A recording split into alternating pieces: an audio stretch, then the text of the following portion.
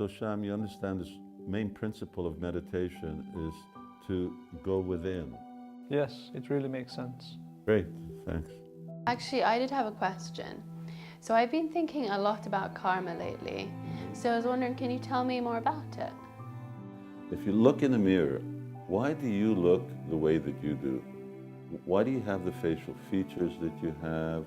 And why do you have the kind of body that you have? That's your karma. And as you probably noticed, we all look different. You look different than your friends, and you look different from the people on the street. And that's because karma varies from person to person. And that includes how we look, what abilities we have, opportunities that we get, in short, what happens to us.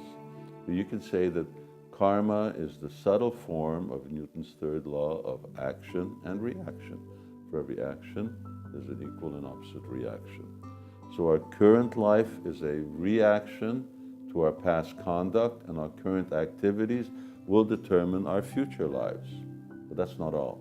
There's another determining factor to influence both present and future, and that's our free will.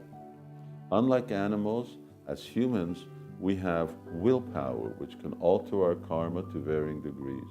That's why we're accountable for our acts. Now, an example of how we change karma is that with, for instance, plastic surgery, you can change how you look.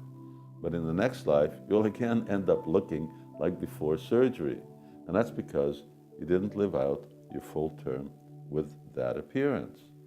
And then you can add to the mix that my conduct can also influence your life. If I'm your father, I can refuse to give you money for the plastic surgery. And that means you continue looking as you do. So your acts determine your karma, your will influences your karma influences your will, my will influences your karma, and then it goes on and on.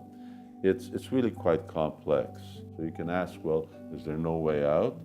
Are we forever destined to take birth after birth, sometimes as a human, sometimes as an animal, sometimes as a tree? Yes, unless in the way that Alexander the Great cut the Gordian knot with his sword, we also sever the bonds of karma with the sword of Bhakti Yoga.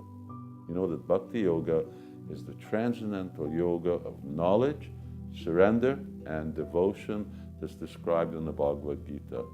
So if you're interested in getting free of your karma and knowing more about Bhakti Yoga, then study the Bhagavad Gita for yourself.